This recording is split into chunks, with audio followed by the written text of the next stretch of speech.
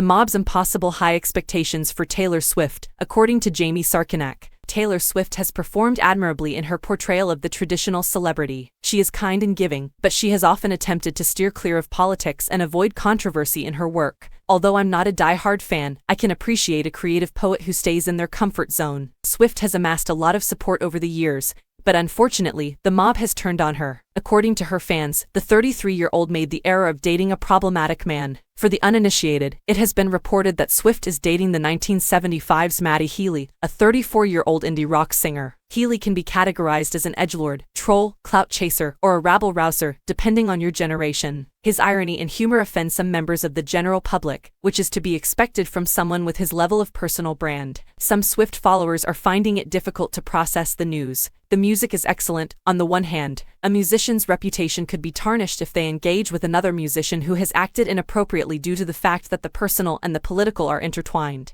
Obsession is common in the Swift fandom, which is so big that it has been called a metaverse. Fans frequently dissect Swift's songs in life and minute detail in an effort to deduce deeper meanings from the things she wears, says, and is associated with. Even inside the group, there are sections that fight over the sexual preference of the pop star. Swift's new beau has been involved in a number of debates. The worst and most prominent incident involved a Nazi salute that was given on stage, albeit it appeared to be satire rather than an actual show of support. "Thank you, Kanye, very cool," was sung as the salute was given. Kanye West, of course, has established himself as a popular target for parody after praising Hitler in the last year and making several anti-Semitic remarks during that period. Healy's other faults include making racially offensive comments on a comedy podcast. Healy is not bad. He is merely neo-punk. He described himself as politically homeless in an interview with Pitchfork. On the surface, he seems like an anti-authority socialist from the old school. He has voiced opposition to Alabama's abortion prohibition. He has spoken up about his past and present drug usage as well as the violence that Black people have experienced at the hands of the police. Greta Thunberg was included in one of his band's songs. In fact, Healy told Pitchfork, "I'm obviously not on the extreme left,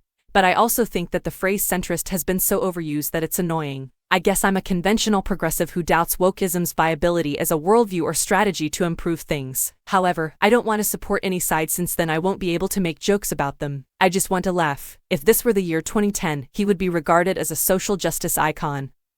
But in the year 2023, he has crossed the line and begun to embrace white supremacy. Even though they undoubtedly concur with most of Healy's opinions, some of Swift's supporters find his relationship with her to be undesirable. Swift is a little more reserved when it comes to her own views, although she did speak up during the Trump administration. She backed Democratic candidates and criticized Trump for stoking the fires of white supremacy and racism entire presidency. Up until that point, Swift's impartiality had been advantageous to her career. Regardless of her personal beliefs, she could easily sell recordings that were liked by both rural conservatives and progressive urbanites. She took a chance by choosing a side in politics, but even that is insufficient to grant her the freedom to date a fellow progressive. A passionate public that demands ideological rigor from its idols cannot be appeased. It can seem strange for a neat, proper woman like Swift to wind up with a current punk sort of partner. Who is to care? They are grown-ups. If anything, Swift's decision to work with a man in his mid-30s who acts like a teenager is an issue. Although he is not a nasty person, choosing him is perilous. In either case, she has control over her life. In the big picture, the connection is irrelevant because the majority of celebrity relationships are short-lived and many are staged.